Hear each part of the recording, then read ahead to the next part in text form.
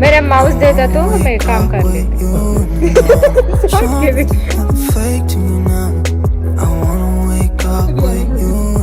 Today I cooked my breakfast.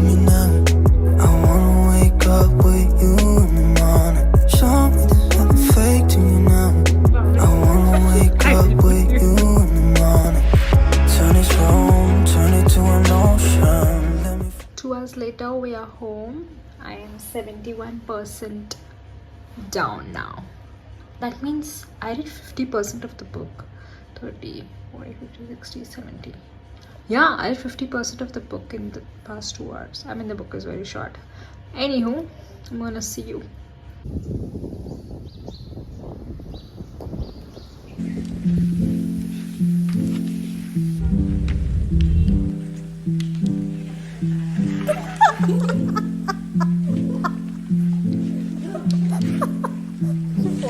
Pause this last bit.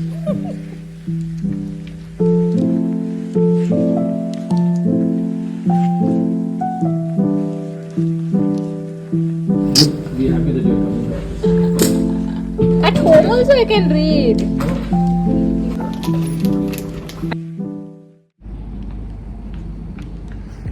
I finished reading 94%.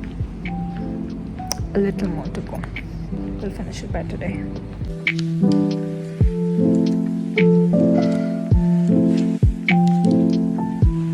Walk from behind, no problem. Yeah, walk.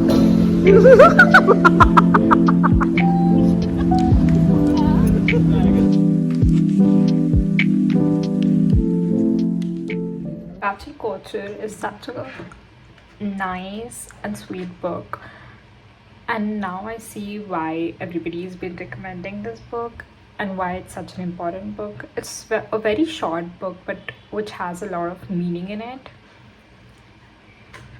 I probably would have finished it earlier if the time permitted, but there are some lines in this book that really stuck with me. I'm gonna read them out for you. It says, "It's true what they say.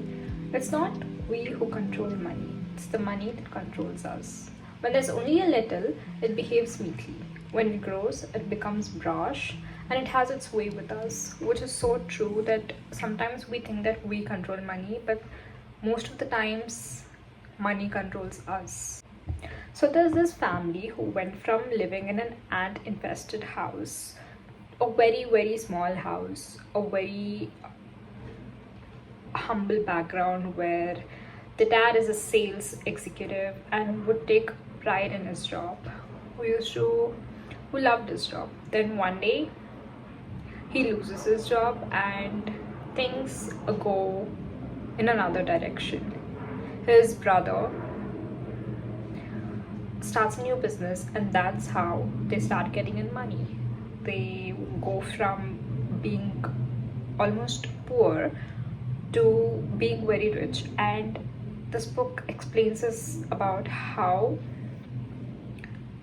money controls people, of how the attitudes, the behaviors, and everything changes when the person gets money.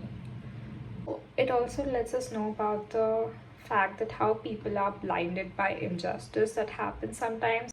There's all peace if they just stay quiet. This is a very interesting take on how a family goes from being poor to extremely rich and the shifting consequences of success. I love how this book also goes in the way of observation from one of the character who's narrating the story, who takes a step back and also makes us feel like he knows that there's injustice going around, but what can he do?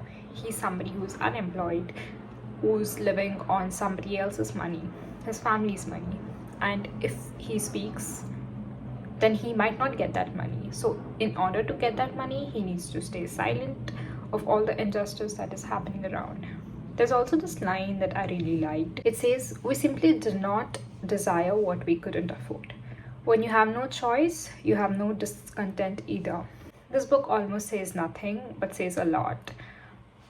And I do not know why I waited all these years to read it, because this was in my TBR since many, many, many years. So if you're someone who has this in their TBR or came across this book that somebody suggested you that you have to read Ghachar Ghochar, this is your sign to go read this book.